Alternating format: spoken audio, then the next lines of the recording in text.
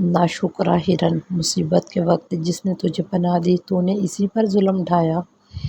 یہ اس زمانے کا ذکر ہے جب بندوق ایجاد نہیں ہوئی تھی اور لوگ تیر کمان سے شکار کھیلتے تھے۔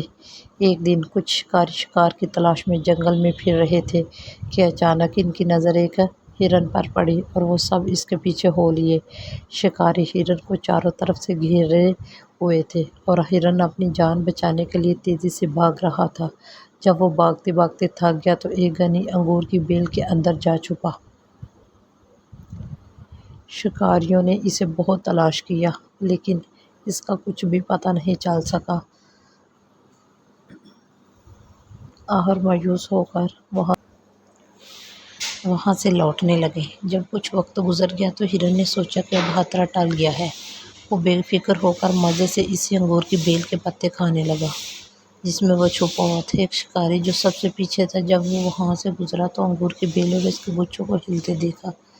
وہ سمجھا یہاں ضرور کوئی جانور چھپا ہے۔ اس نے تاکہ کئی تیر مارے۔ اتفاق سے ایک تیر ہرن کو جا لگا اور وہ وہیں ڈھیر ہو گیا۔ مرتے ہوئے ہرن نے اپنے دل میں کہا، اے بدبخت!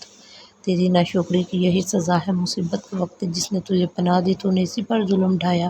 اتنے میں شکاری بھی وہاں پہنچ گئے۔ کیا دیکھتے ہیں وہی ہرن مرا پڑا ہے۔